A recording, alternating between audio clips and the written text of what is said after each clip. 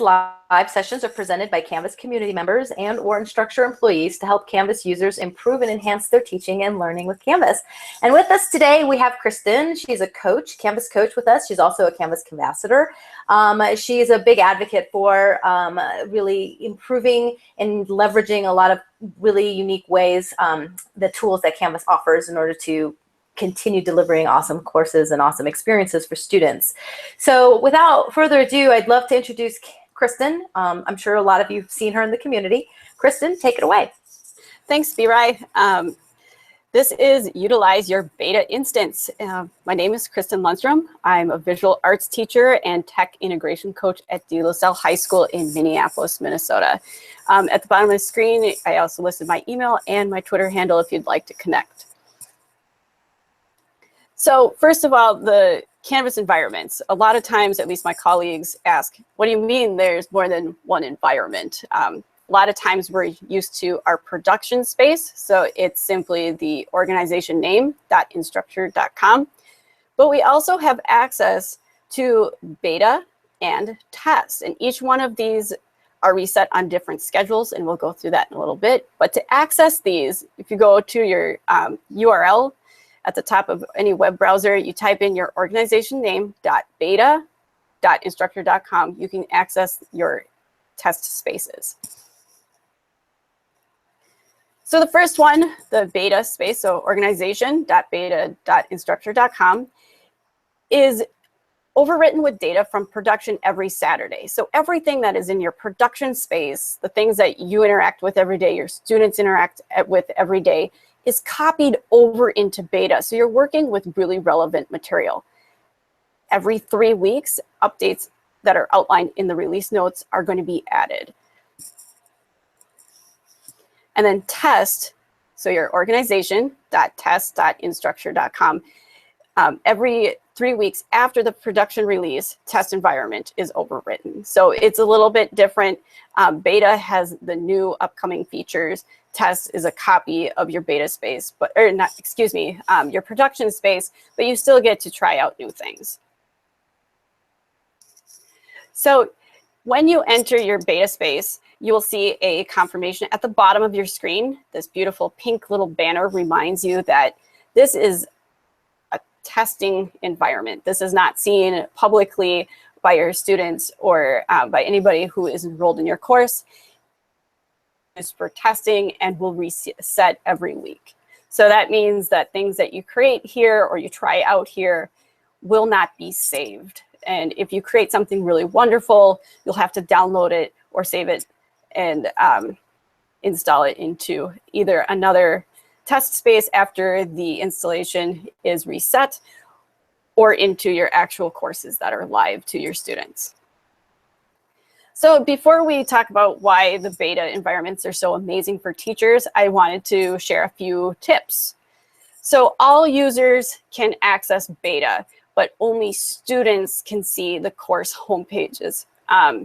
So teachers, admin, you have the same rights to your courses as you do in production. But if students log into beta, they only see the homepage of their course and then it dead ends out. If that's something that is to be able to access, that's a discussion for you to have with your CSM.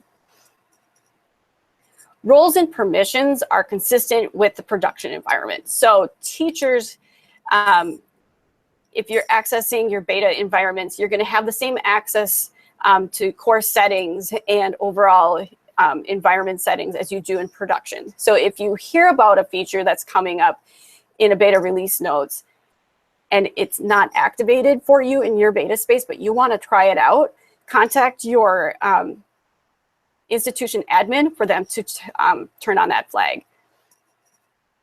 Notifications, including course invitations, won't be sent from beta instances. A few more notes for you. Crocodoc is not available with SpeedGrader. Changes will not be saved and the environment is reset. I mentioned that earlier. So if you create something really wonderful, you can always export part of your course and then from your desktop, move it into production later. Account level user page views are never included in beta activity. So as you're working in one of your test spaces, that's not going to influence participation in the actual production course. So the biggest benefit of beta, at least in my opinion, is that we're encouraged to explore the most recent updates before they actually reach production. We're able to understand what the release notes are saying. We're able to think of ways to apply it to our courses before it actually reaches production. Better prepares everybody in the long run. For teachers, I came up with a few awesome reasons to explore beta. The biggest one is that we can learn without the fear of breaking anything. So if you want to try something out, but you're not sure what it's going to look like, you don't want to accidentally change anything that you've already established for your students, beta allows you to do that. You can also experiment with new course organization and design, and you can compare and contrast the production space with your beta space. So some examples of this: modules. If you've never used modules before, you can implement it in beta and then see what it's, what are the pros and cons, but you're not changing the experience for your students right away. Mastery paths. It's brand new. When I heard about this new update, I immediately went into beta and started testing it out because I wasn't sure how it would influence some of the things that I've already built in production that my students may have already completed. The new Google and Microsoft 365 integration. This would be an example of something that teachers would have to connect with their Canvas admins about. But to be able to understand the ins and outs, what works, what doesn't work, how does it interact with mobile, you're able to play around with it without putting the new changes on the entire institution. Badges, maybe you want to try those out. The redirect tool, again, one of those tools that, hey, maybe I've heard about it, but I'm not ready for my students to see it in their course navigation right now. Try it out in beta. And then other LTI tools that are available to you. You can usually try those in your beta space, be able to prepare not only you for your lessons, but then be able to find a way to explain it to your students. And then that brings me to my last point. Beta spaces are really helpful for teachers because when you're able to play with those new features or experiment with a new course design, you're able to create how-tos for students ahead of time. So everything is really clear. It helps with communication. Students are more comfortable because you're comfortable. The beta release notes, there is a synchronous chat every 3 weeks. These new features are announced, and I've hosted this for the last few months. Canvas chat rooms are open all the time, and as soon as those beta release notes are open, feel free to jump in and talk with other people who are really enthusiastic about learning what's new. On Wednesdays, immediately following those beta release notes, I go through some guided notes to explore these changes collaboratively. I really like having the opportunity to talk with other people and taking the time to go step by step through these release notes and really understanding how they're not only going to affect me, my students, but also my colleagues. So the notes usually look at each feature and we digest, okay, what do we like? What do we dislike? How is this going to work? What are our thoughts? But then we also leave room for future feature ideas. And then the part that I find the most valuable is actually what does this mean for professional development? What do I need to share with other people in my school about these updates so everyone can be successful? The Canvas release notes, this is an awesome space within the community. You're able to see the schedule. So when are each of the spaces reset? When are release notes? When are the beta release notes coming up? You can watch past screencasts and you can browse all sorts of archives. And I've listed the URL at the bottom of your screen. If you'd like to get constant updates, you can also click following in the top right-hand corner and then click inbox. So anytime anything is added to the space, you would get an alert.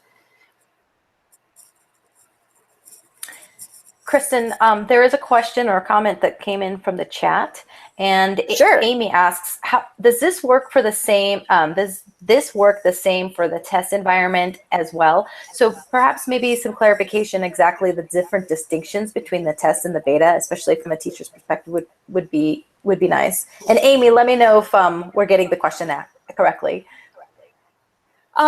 I tend to work in beta just because I want to have the newest updates. B-Rai, please correct me if I'm not answering this correctly. But with test, my understanding is that test mirrors exactly what's in production currently as far as features and updates and what's available as tools for teachers. So if somebody's interested in saying, hey, I want to only practice with what I currently have available, test would be a really good spot. But if you want to see, hey, what's coming next as far as updates, beta would be the better bet. Thank you. I hope that answers your question, Amy.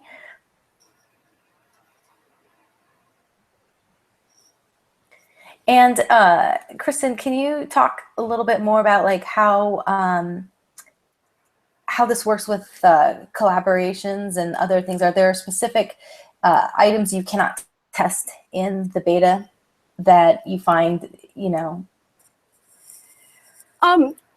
I actually don't use collaboration, so I'm not sure, aware of the limitations on that. I would imagine that you could set up the collaborations, but because the students can't access the collaborations and the discussions, like when they come into that beta space, they're locked in to only that home view, it can be kind of limiting. So just be careful with some of the assignment setups, but you always have student view and to see exactly the perspective of a student, even if collaborations may not be 100% up and running in beta.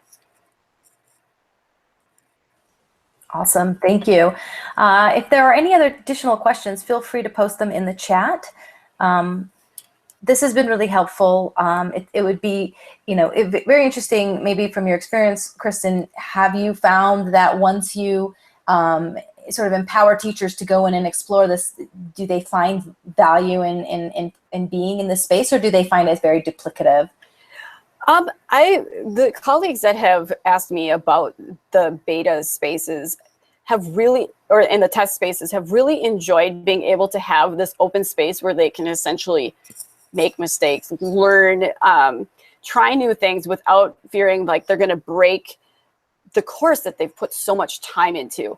The challenge is, I think, for the average user of how, okay, I've created this now, how can I replicate it, or can I remember how I created this so I can make this happen in production? So I've loved working with teachers the first time that they do that, and the thought process and the reflection that goes into course design is incredibly rewarding. So I think after people experience it the first couple of times, it's just going to become more of a habit of, oh, hey, I can try that in test, or I can try that in my beta space before I plug it into my actual classroom. Thank you. We have another question that came in from Roxanne. She says that, have you found a good way to help instructors not confuse test and beta with live? Maybe a mnemonic or a way to kind of hone in on the key differences.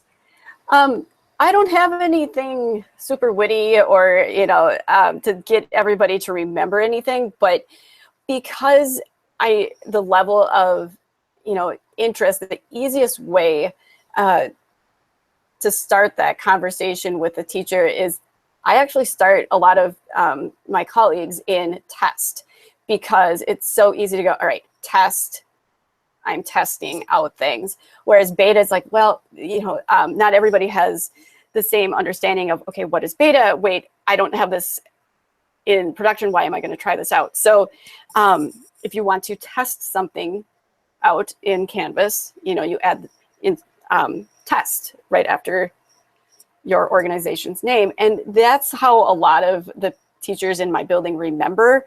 The gray area becomes, when do I go to test and when do I go to beta? So in our tech office, we've kind of promoted test, but then reserved beta for those really eager instructors who want to try out the new things and are going to be those early adopters.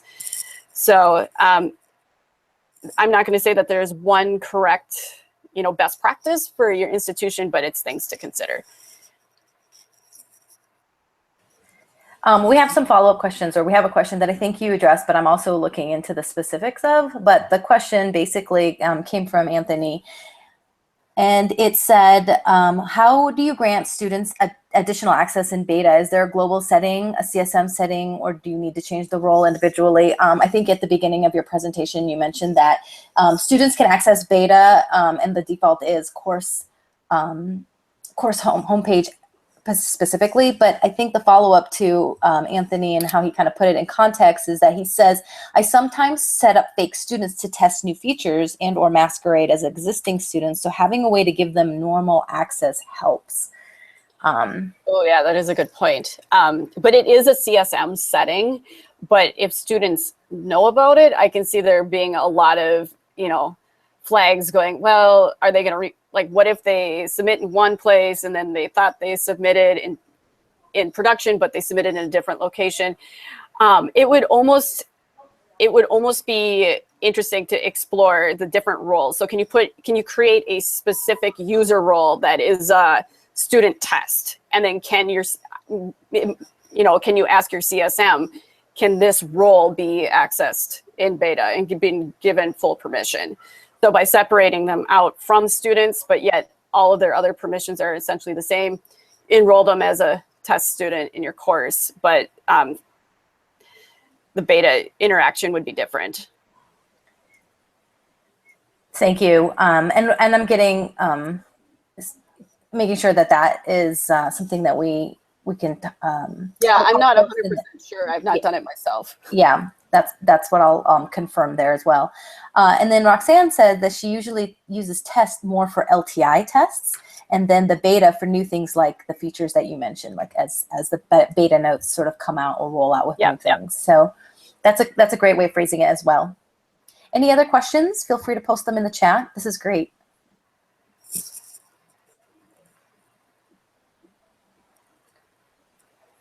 Well, as those questions are coming in, just to sort of remind everybody that, of course, we're always having events come through Canvas Live. So feel free to follow Canvas Live space and make sure that you are notified of any upcoming events that get posted. We have a Canvas Live user group. So if you just do a search for Canvas Live user group, this is an area where people can collaborate and talk about some potential events that they like to present in Canvas Live. And so this is a good collaboration space. And then, of course, as Kristen mentioned, we have our chat rooms that you can go in and chat. And of course, the beta chat is a regular feature in there that is specifically dedicated to kind of exploring and experimenting with these different beta features and talking about them kind of in real time. So there doesn't seem to be any more questions, Kristen. Okay. Well, thanks everybody for being here. Thank you, Kristen, for taking the time out of your day to kind of show us a cool way to leverage some of the different production and test instances so that we can become better at using Canvas. As always, you can connect with Kristen in the community or through her other email and Twitter handles. And we look forward to seeing you in another episode of Canvas Live. I guess episode isn't the word, but another session of Canvas Live. Thanks, everybody. Have a great day.